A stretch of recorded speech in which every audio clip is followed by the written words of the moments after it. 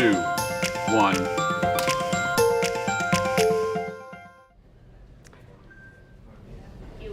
Good Tuesday morning, everybody. Welcome to KSAT News Now. This is our bite-sized newscast streaming from the KSAT newsroom. And look who we have here joining me today. It is Erica Hernandez. She's out of the courtroom today and hanging out with me on KSAT News Now. Yeah, I had a trial in yesterday, so I was like, why not? Let me just hang out with RJ today. Yeah, definitely. So for people that don't know, Erica's been covering the courts for us for a little while now. So what's that experience kind of been like for you? And first of all, I'm glad you're being with us this morning.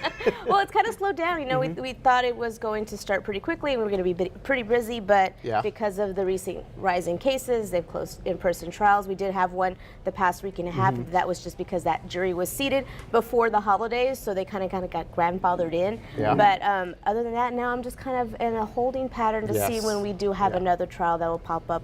We're hoping February. We'll see. Yeah, having to just kind of adjust to everything. And so Erica and I have actually worked at KSAT for a little while now, and we over 10 years for sure. Yes. We actually sit right next to each other, so she's obviously not tired enough of me to to join me this morning. Just another day with RJ. yeah. But thanks again for being with us. Yeah. So here's what we have coming up today. Why some at-home COVID tests will soon be free. CPS Energy raising some rates. Yeah, so this was an interesting story, and HEB responding to some of the rumors of a supply shortage after a photo started circulating on social media. Plus, this is an interesting question. Would you pay for a monthly subscription to Taco Bell, Erica? No. You wouldn't? No. Okay, well, guess what? I know someone who would. Justin Horn joins us now. Just playing. I didn't know you were quite the Taco Bell fan, Justin. Yeah. No, I'm just playing. I do like good deals, though. You do like a good deal. Yes, like good deals. That's true. Yeah. Speaking of that, guys, we've got quite a story here in the newsroom. Some reports of sleet coming in here around San Antonio. Yes, some sleet. I heard you mention grapple earlier during the 9 a.m. newscast. So there is a difference between grapple and sleet, but this is mainly sleet, we think, coming down. It's melting very quickly. Temperatures are well above freezing, but we do have some on the radar, and it's a lot of people are starting to sort of buzz about it on social media. So let's look at the radar real quick, and we'll show you what we're looking at here. This is the precipitation that's moving through northern San Antonio, and there is just enough there, and keep in mind, up in the atmosphere, it is very, very cold. So some of this is falling to the ground as sleet on the north side. We've got some reports of that now even on the northeast side. This is going to move through very quickly. Again, it's going to melt very quickly. It's not going to cause any issues on the roadways or anything like that. Just sort of a gee whiz thing, but very interesting to see nonetheless. And we had some reports of that earlier back around Del Rio. You see sort of the light showers and some sleet that is moving through the hill country and the San Antonio area again right now. Let's zoom in a little bit closer here. And most of this precipitation is 410 north. So if you're watching us from, say, Leon Valley, Hill Country Village, over towards Stone Oak, and then on the northeast side, Schertz, some reports of some sleet there. So this is going to last probably another, I'd say, 30 minutes or so before this little batch moves away. And this is going to mix with some rain, too, so it's not just all sleet. But interesting, again, nonetheless, to see this here around the area as a piece of energy moves through. And this is sort of the heavier stuff here. This is probably a little bit of wintry weather as well as you get up into the hill country, but this is well north of us. This will all move east of us by this evening, and we'll see things start to die down a little bit. But you see all the satellite picture, all the clouds moving through here. Lots of cloud cover, 45 degrees at the airport. So it's, again, well above freezing. That's why none of this would stick or not even get close to it. 43 Fredericksburg, 37 Junction. We've got 50s down to the south.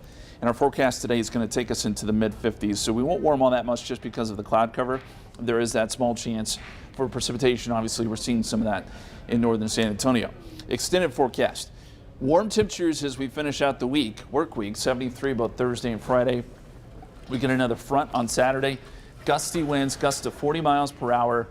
Cools us down again, so we're back on that roller coaster ride, back in the 50s and 60s this weekend, and looking at 60s going into next week. But we're going to keep an eye on the radar. We're going to get some pictures in. I'm assuming we're going to get some pictures on KSAT Connect. And if you want to share some of those pictures of the sleet, if you're seeing it, send it in. We'll show it. Glad you mentioned that, because I just asked that on our Facebook Live as well, if people are seeing that out and about where they are. And dumb question here, Justin. I know I'm always lobbing these questions at you. Pigweed's the one that Justin has to break it down. Yeah. Warmer temperatures, but still sleet developing in the atmosphere. Is that common? How it happens? It's I would say it's kind of rare, but what happens is it's very cold upstairs. Okay, way up there, it's cold, it's ice, and it's very dry below, and this falls down into where it is a little bit warmer, but holds together until it hits the surface, and then quickly melts. There we go. And you'll have more on noon, I'm assuming. Yes, right. we Definitely. will. Okay. Weather 101 right there. Justin Horn.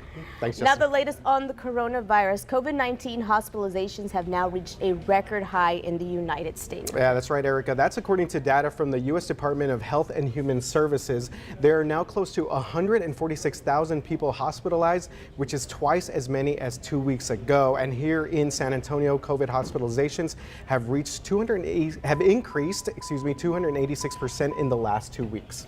Mayor Ron Nirenberg and Bexar County Judge Nelson Wolf yesterday sent a letter to Texas Governor Greg Abbott asking for additional state contracted nurses as soon as possible. This is also affecting surrounding counties such as Comal County. On Monday, they had 352 new cases, which was another record for the highest daily cases. And that's something that we're seeing across the state, the nursing shortages, staffing shortages, an increase in hospitalization. So hopefully get some relief here in the near future. But again, this is something that we're seeing this surge. And they had said, medical professionals are saying that it would be a couple of weeks here that we would kind of see the worst of it. So hopefully soon, maybe next week or the week following, we can see that turnaround and those numbers start to go down. But we are still in the thick of it right now, especially here in Bexar County. Yeah, but Erica, when it comes to testing, there is some good news on the way. Let KSAT producer Alexis Page tell you all about it in the most Alexis way possible. Did you know your insurance will pay for 8 at-home COVID tests a month? The program starts January 15th. Be sure to save your receipts for reimbursement or just order free tests from the government later this month.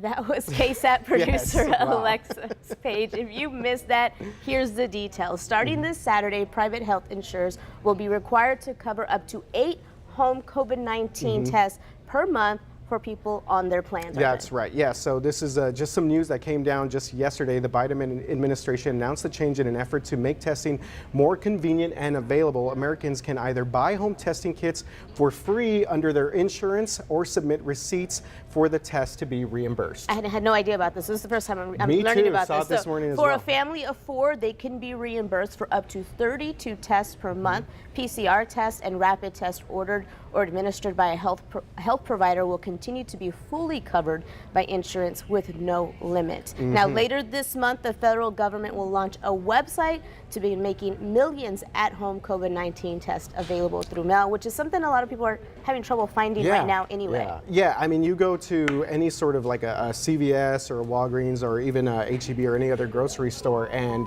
there's just no at-home COVID test right now. I mean, speaking from someone who's had that problem in the last month, getting my kids tested, it was such a hassle to go and find those tests to try to do the at-home test before going to get the PCR test done. So this is good news, and again, 8 per month for people that qualify. I did see a couple things online saying that there were still some questions about whether people who get Medicare, whether they would qualify. So still a lot of things that sort of need to be figured out, but it seems like there is going to be a little bit of a supply chain now coming in when it comes to at-home COVID tests. And it's much needed. So moving on to CPS Energy's Board of Trustees has approved a 3.85% rate increase and a fuel adjustment charge increase. Yeah, and we were just kind of thinking of when this was going to happen because you kind of felt like it would have ultimately, it was inevitable. Yes, so CPS says this is the first rate increase in 8 years and could add $3.84 to the average residential customer's monthly bill and another $1.26 per month for the fuel adjustment charges, so about $5 total. Yeah, so CPS interim president and CEO Rudy Garza said that the funds would cover infrastructure and technology updates and employee pay, but some customers are asking why CPS Energy's top officials aren't taking a pay cut to help meet the revenue challenges. We've reached out to CPS Energy to see if any executives plan to take pay cuts, but we have not received a comment on the matter just yet, RJ. Yeah, that was a story that Patty Santos, I believe, did last night at one of the meetings there. So still waiting to maybe hear back on that. So despite the board's approval of this rate increase, San Antonio City Council still has to approve the rate hike, and that vote will take place this Thursday. If it is approved, it will go into effect on March 1st. And real quick, Erica, just I was looking through our article yesterday where we posted this initially. It said that obviously CPS Energy is trying to recover $418 million in fuel costs from last February's winter storm.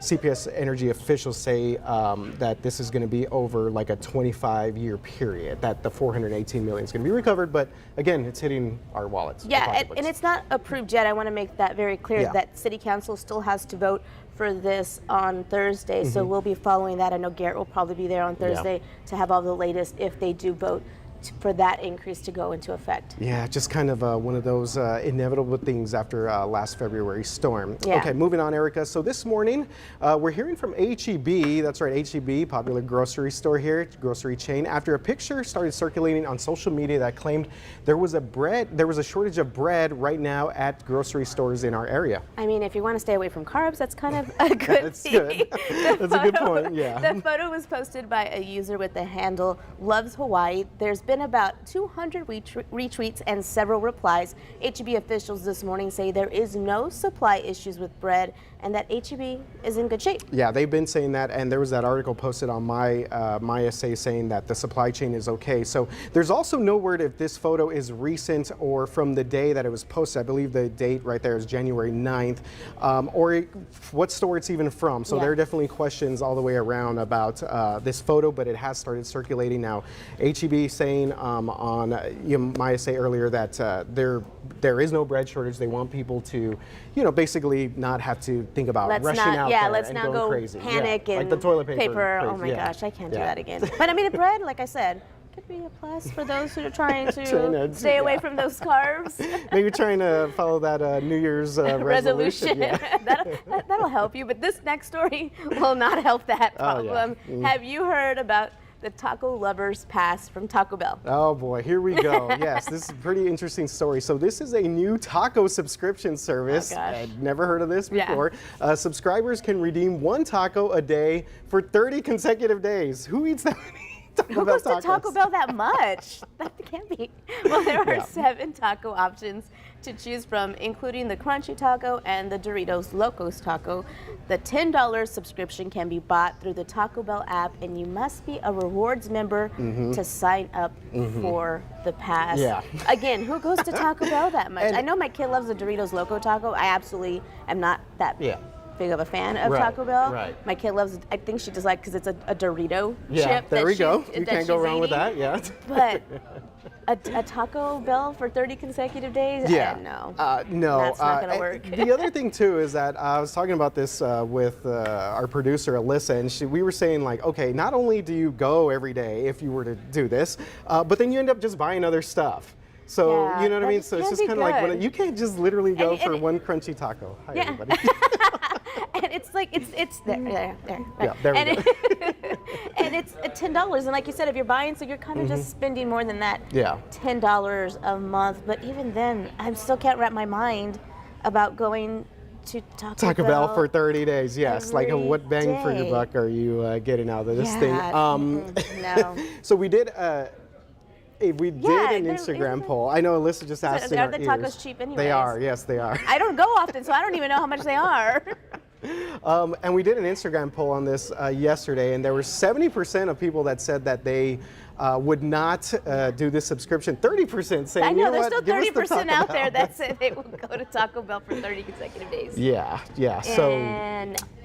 So very interesting story there, and we have more of that story right there on KSAT.com. So just kind of taking a look at some Facebook comments, Erica, from this morning. There are people saying that there is a little bit of precipitation, and this Mary Solis says that Holly Riddle, I'm sorry, says that ice falling here at the medical center. Again, Justin was saying earlier closer that into town, it sounds like. Yeah. So. other people saying that, asking about the weather as well. So we will have the full updates there during our new newscast. Yeah. And of course on KSAT.com, Justin will have the latest there as well. One more quick thing. We have also gotten word that Hamilton has actually been rescheduled. So people that were really upset about Hamilton are disappointed. Not this year.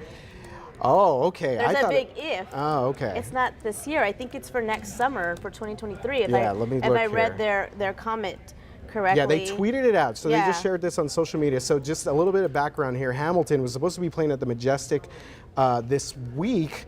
And they had to postpone shows because of a breakthrough COVID case within one of the performers in the company. Oh, here it is. And I got it. You're right. It is 2023. I didn't even catch that. Very important detail. Yeah, no, I mean, it's not like you could go this summer. Hamilton has been rescheduled for June 20th or July 2nd, 2023. There is nothing for ticket holders to do at this time. All seats remain secure, and your original ticket will be honored for the new performance dates. Yeah. You'll get an email. They should be contacted by the Majestic Theater with what you should do next, if anything at all. Bummer there, and again, I'm not even trying to rub it in, but I did get to see it. I saw it the first time it came around. Yeah, it's fantastic, and those who haven't seen it, I'm so sorry you have to wait another year. Yeah, definitely worth the wait, though. It was a great show. It's so, Erica, thank you very much for being with us on KSAT News Now. Thanks for having me. This was fun. How was it? Are you okay? You doing all right? I'm just standing by you. I'm sitting by you every day, so this is nothing. I know. We've been hanging out here for a while at KSAT. So again, guys, we're going to have more news and, of course, that weather that's developing a little bit in our area coming up here at noon.